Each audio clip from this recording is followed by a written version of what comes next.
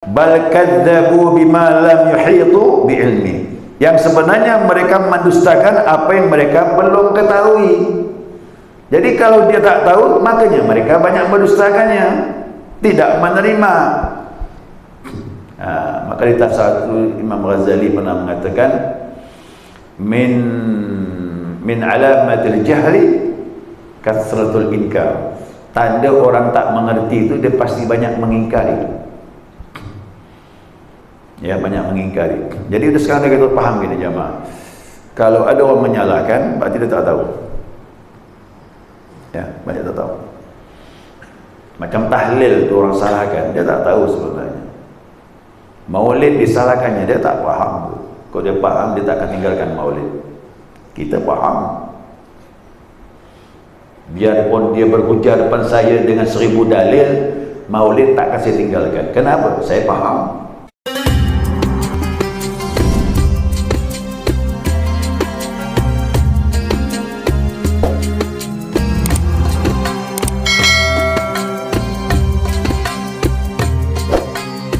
Bismillahirrahmanirrahim. Alhamdulillahi rabbil alamin. Allahumma salli ala nuril anwar wa siril asrar wa tiryakil aghyar mibtahi babil yasar sayyidina wa maulana Muhammadin al-mukhtar wa alihi al-athhar wa ashabil akhyar adada ni'amillahi wa ibadalih. Subhanaka la ilma lana illa ma 'allamtana innaka antal alimul hakim. Allahumma dzakirna ma nasina wa 'alimna ma jahilna wa la hawla wa la quwwata illa billahil 'aliyyil 'azim. Qala musannif rahimallahu ta'ala wa nafa'ana bi 'ulumihi fid darain amin. Jamaah salat subuh rahimakumullah. Assalamualaikum warahmatullahi wabarakatuh. Alhamdulillah, senantiasa kita mengaturkan pujian dan syukur kita kepada Allah Subhanahu wa taala atas limpahan rahmah hidayahnya sehingga subuh ini atas izinnya kita dapat melanjutkan kajian kita, mudzakarah kita, panduan kita Bidayatus Salikin. Ya, hari ini dan insyaallah pertemuan akan datang selesai ya kitab ini. Ya, penutupan mengenai masalah manaqib. Nah, sebenarnya kata beliau, sebagian ucapan para wali itu disamarkan sehingga tidak dapat segera dapat dipahamkan ya, atau dipahami. Jadi ucapan para wali itu penuh dengan isyarat. Nah, yang dapat isyarat ya alhamdulillah, yang tak dapat tauqif mauquf diam saja udah. Yang banyak komentar kerana kita tak faham. Ya kan? Seperti yang kita contohkan pertemuan yang lalu. Ada ucapan-ucapan seolah-olah melanggar syariat padahal tidak. Kita kaji-kaji benar ya, mereka benar itu. Nah, akan tetapi sebenarnya dia hakikatnya muafakat dengan Al-Quran dan hadis Nabi Muhammad sallallahu alaihi wasallam. Abdul Qadir Jailani pernah berkata begini, jangan kau mengikuti keberadaan diriku tatkala aku mengenal Allah, tapi ikutilah perjalananku menuju Allah. Jadi perjalanan menuju Allah itu yang kita ikuti. Apa yang beliau dapat dari Allah, jangan. Anugerah itu masing-masing. Nah, nanti waktu anugerah itu dapat, nah kadang ucapan itu agak nyelimat sedikit, perlu pencernaan. Ya, perlu diteliti. Dan jangan menuduh seolah-olah salah, jangan. Nah, apalagi ada perkataan mengatakan, kalau hakikat ilmu telah keluar, batal kenabian gitu. Bingung lagi gitu tuh. Macam mana pula batal kenabian? Ada ucapan begitu.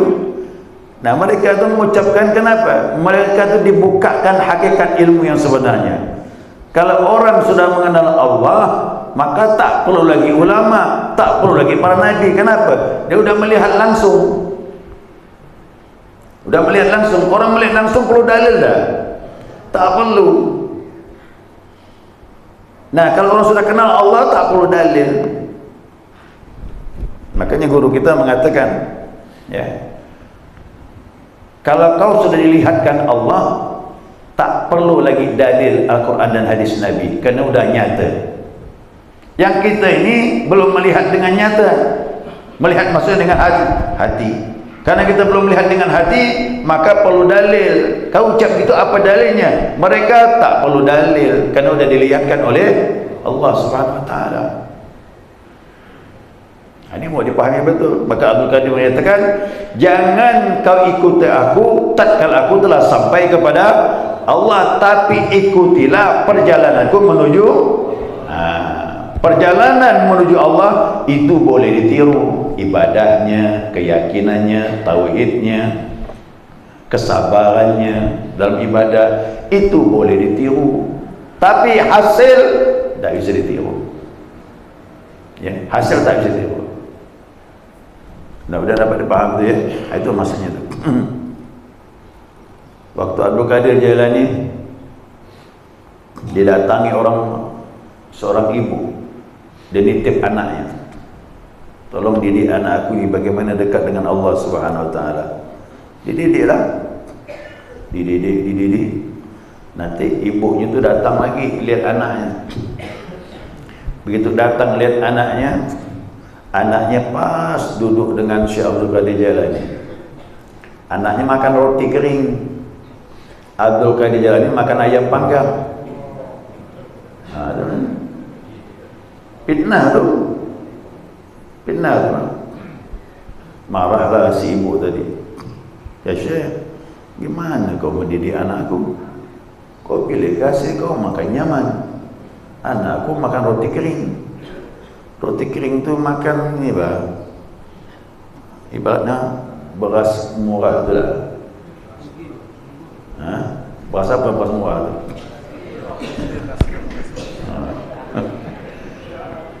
Abdul Qadir Jailani makannya tepung gandum yang bagus, ayamnya ayam panggang. Diam ya Abdul Qadir Jailani. Akhirnya begitu dimakan ayam sampai habis, ayam habis makannya, tinggal tulang-tulang. Ya, ini kan tulang-tulang. Si ibu tu tak terima lah anak dibuat macam itu kan. Begitu dikumpulkan lagi tulang-tulang tu, ditekan sama Abdul Qadir ni, kum biiznillah, bangun kau dengan izin Allah, kembali jadi ayam lagi. Kembali jadi ayam kembali. Jadi kata Abdul Qadir Jailani kepada ibunya, kalau anakmu sudah bisa macam ini, dia boleh makan nyaman-nyaman.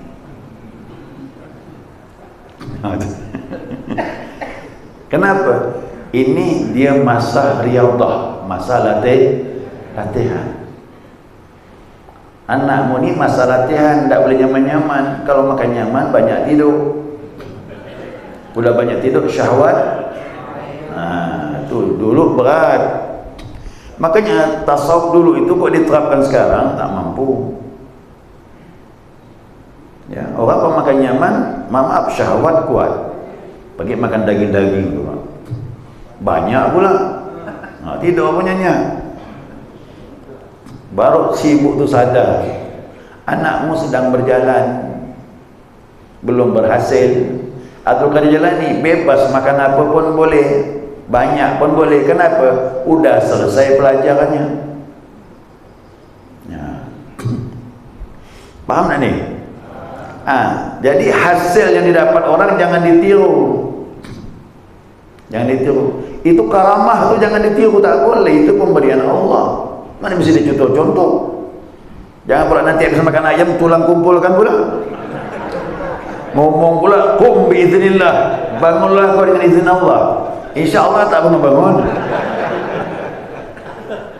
Yang begitu tak bisa dicontoh. Itu anugerah Allah diberikan orang yang saleh, yang telah berhasil dalam perjalanan. Makanya dalam manaqib itu akan diceritakan hal-hal yang sifatnya khariqun lil adah, di luar dari kebiasaan. Maka banyak tu orang nanya, Pak Ustaz, itu kok manaqib tu ceritanya tak masuk akal. Memang tak masuk akal, di luar daripada kebiasaan. Ya, itu tunjukkannya Allah menunjukkan berarti bisa. Al-Quran banyak bicara seperti itu. Nah, seperti Siti Maryam kan, dia bisa makan buah-buahan bukan pada musimnya. Orang pada bingung. Nabi Zakaria bingung, kok bisa ada? Dia bilang hadhihi min indillah, ini dari Allah langsung, tidak metik.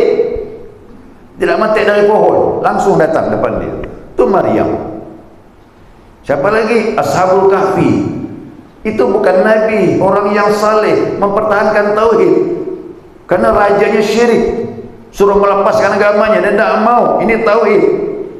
Dia masuk dalam gua mempertahankan imannya, tidur sebentar, tidur, tapi berlaku waktu berjalan 309 tahun.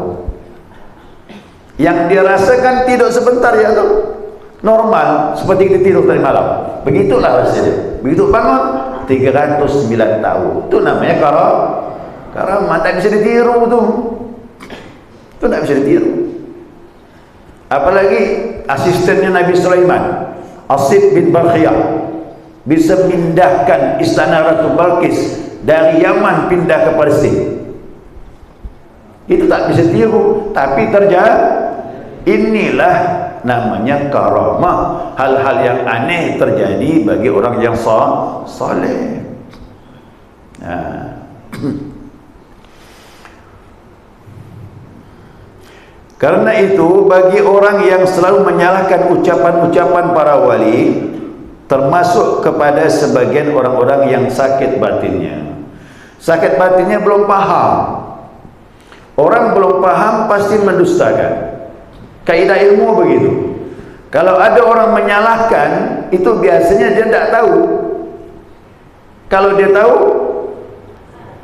tak mungkin dia menyalahkan. Saya ini paham betul ilmu ini. Hal-hal yang aneh terjadi para wali, ucapan yang membingungkan, saya paham dah. Kenapa? Kita dah tahu ilmunya. Maka tidak aneh lagi. Tapi bagi pendatang baru, bingung. Apa dia Ustaz? Betul ke tak? Ya, itu dia. Dasarnya mana ini ayat Al-Quran ya? Menurut firman Allah Subhanahu wa taala, kata Allah bilang, bal kadzabu bima lam yuhitu bi'ilmi. Yang sebenarnya mereka mendustakan apa yang mereka belum ketahui. Jadi kalau dia tak tahu, makanya mereka banyak mendustakannya, tidak menerima. Maka di satu Imam Ghazali pernah mengatakan, min alamatil jahli kasratul inkar. Tanda orang tak mengerti itu dia pasti banyak mengingkari. Ya, banyak mengingkari. Jadi sekarang kita paham gini jamaah. Kalau ada orang menyalahkan, berarti dia tak tahu. Ya, banyak tak tahu. Macam tahlil tu orang salahkan, dia tak tahu sebenarnya. Maulid disalahkannya, dia tak faham. Kalau dia faham, dia tak akan tinggalkan maulid. Kita faham. Biarpun dia berhujah depan saya dengan 1000 dalil, maulid tak kasih tinggalkan. Kenapa? Saya faham. Biarpun yang ngomong janggutnya panjang sampai ke dada, pakai jubah lagi, pakai tongkat lagi, 1000 dalil keluar, suruh saya meninggalkan maulid, saya tak akan tinggalkan maulid. Kenapa? Saya sudah paham. Ya. Jadi kita tak goyah. Kenapa? Kita dah paham. Biasa menyalahkan dia belum tahu. Ya, makanya ilmu ni kunci. Apapun permasalahan, kalau ada ilmunya kita tenang. Ya, tenang kita. Nah, juga firman Allah dalam surah Al-Ahqaf ayat 11. Ini Allah cerita tentang orang kafir Quraisy yang tidak menerima kebenaran Nabi Muhammad SAW. Ya, dia bilang apa dengan Nabi Muhammad? Allah berfirman surah Al-Ahqaf ayat 11, wa illam yahtadu bih. Nah, karena mereka tidak mendapatkan hidayah, belum dapat petunjuk dari Allah Subhanahu wa taala, fasayqulun, mereka pun berkata orang kafir Quraisy, hadza ibkun qadim, ini kedustaan yang sudah lama, kata dia. Yang dibawa Muhammad tu kedustaan yang sudah lama dari dulu, kata dia. Diingkarinya Nabi. Kenapa? Hidayah tak dapat, ilmu belum datang. Begitulah dia. Tapi kalau hidayah datang, ilmu dapat, insya Allah dia tidak akan mendustakan Nabi Muhammad sallallahu alaihi wasallam. Ya. Apalagi Nabi Muhammad tu, kok namakan mukjizat ni banyak sekali. Al-Quran tu yang otentik sampai sekarang, tapi hal-hal aneh dengan Nabi banyak, dan itu sahabat terima begitu saja, dan itu tidak diikuti tapi diketahui, kerana tak bisa ditiru. Seperti Nabi manggil pelepah kurma datang depan Nabi, batu dipanggil Nabi datang depan Nabi, tangan Nabi keluar air dipakai wuduk oleh sahabat. 300 lebih sahabat berwuduk dengan air yang keluar dari tangan Rasulullah sallallahu alaihi wasallam. Pohon Nabi panggil datang menutupi Nabi waktu Nabi buang hajat. Kan padang pasir tu kan lapang, kau buang hajat kan ketahuan. Pohon yang berpisah tu dipanggil Nabi, datangnya depan Nabi, menyilang begini, menutupi tubuh Nabi waktu buang hajat. Banyak 200 lebih mukjizat Nabi Muhammad. Itu cukup diketahui, tak bisa ditiru. Nah, mukjizat para nabi, kalau para wali namanya karamah. Itulah dia. Hal yang aneh terjadi. Ya. Begitulah orang-orang yang anti pada manaqibnya para wali. Banyak orang yang anti, seperti ucapan kaum Quraisy yang tidak beriman dengan Rasulullah. Demikian pula orang-orang yang anti terhadap karamahnya para wali-wali Allah. Apabila ada orang yang berkata, ini Pak, masa iya ada wali melebihi dari para nabi? Kalau orang tak paham, seolah-olah wali itu melebihi para nabi. Seperti Syekh Abdul Qadir Jalani ketika menghidupkan lagi orang yang sudah meninggal, menyebut qum biizni, sedangkan Nabi Isa dengan menyebutkan qum biiznillah. Ya.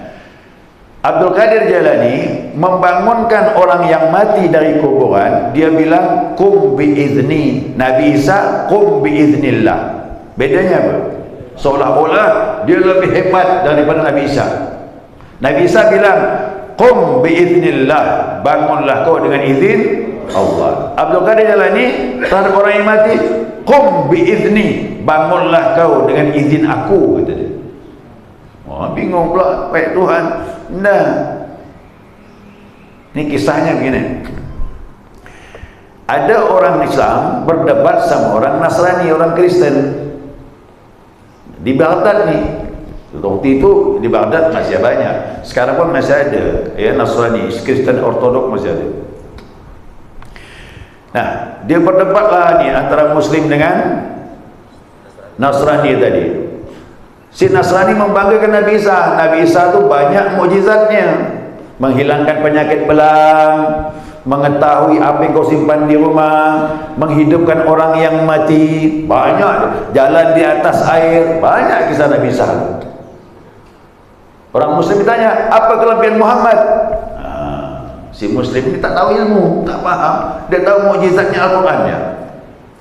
Nabi Muhammad mukjizatnya Al-Quran. Kata si Nasrani, kalau hanya Al-Quran, Nabi Isa ada Injil, sama. Tapi Nabi Muhammad bisa menghidupkan orang mati, tak disebutkan. Tapi Nabi Isa disebutkan menghidupkan orang mati, bahkan dalam Al-Quran sendiri menyebutkan itu. Macam mana nak ngomong? Habis dah, tak ada modal. Hati-hati kau berdebat sama Nasrani, kau tak cukup modal, diam gitu tu. Nah, mau ngomong apa? Kan benar. Al-Quran sendiri yang menjelaskan penyakit belang disembuhkan Nabi Isa, bisa menghidupkan orang mati. Muhammad mana? Kalau hanya Al-Quran, Nabi Isa punya Injil. Nah, dialog ini didengar oleh Abdul Qadir Jalani dari kejauhan. Datang Abdul Qadir Jalani, terus dia langsung bela si Muslim. Nah, dia Nasrani, dia bilang, aku akan bantu ni orang ini. Apa yang kau kagumi dengan Nabi Isa setelah Injil? Menghidupkan orang mati. Dia bilang gitu. Kalau kami pakai Al-Quran dan kemudian kelebihannya lagi, kalaulah aku bisa menghidupkan orang mati sebagaimana Nabi Isa, kau mau masuk Islam? Ditantang gitu. Siapa tak mau kan? Pasti mau dia. Kenapa? Dia tahu betul kelebihan Nabi Muhammad tak ada lain selain daripada Al-Quran. Bagaimana lagi umatnya? Pasti lebih lemah. Baik, aku akan masuk Islam kalau kau bisa menghidupkan orang mati seperti Nabi Isa AS. Ayo, kata Nabi Abdul Qadir bilang, kita cari kuburan. Carilah kuburan, dapatlah kuburan. Nah, Abdul Qadir tanya, bagaimana cara Nabi Isa membangunkan orang yang mati? Tadi itu, qum biiznillah, bangunlah dengan izin Allah.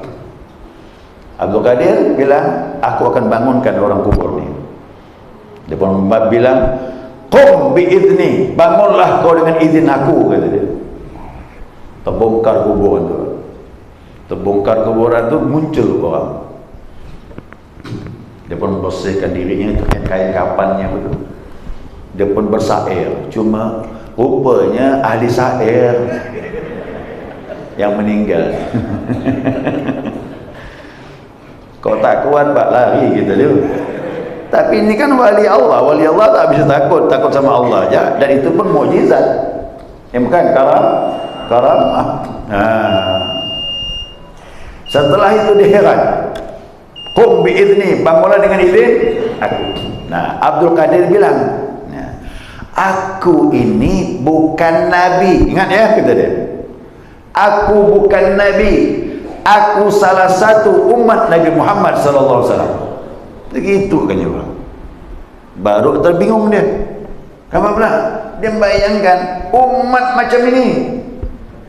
Apalagi Nabi itu tak nampak, tertutup kelebihannya. Tapi kelebihan Nabi itu nampak dari umatnya. Makanya dengan umat macam itu, terlebih lagi kemuliaan utusannya, Nabi. Jadi macam mana ni jemaah?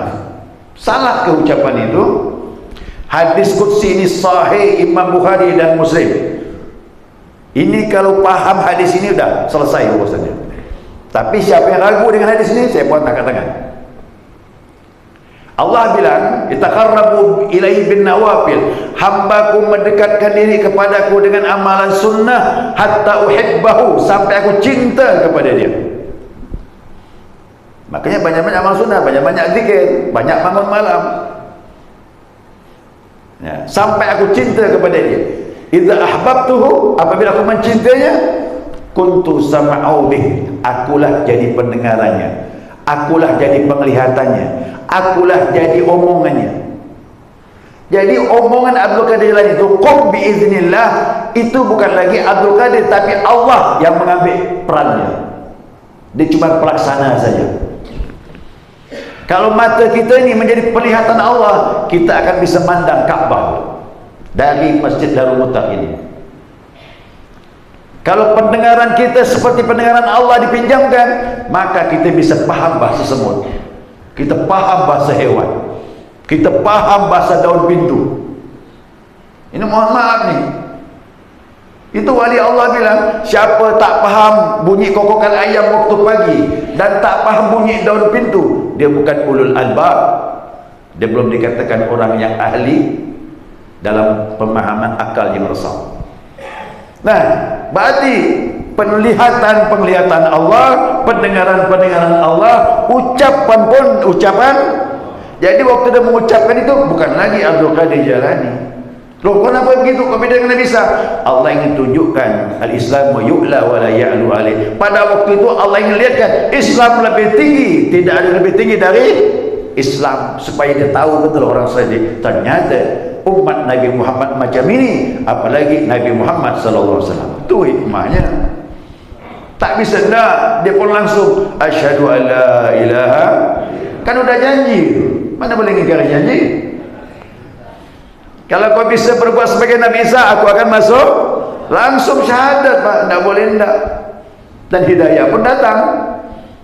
Baca dua nama, langsung jadi umat Nabi Muhammad SAW.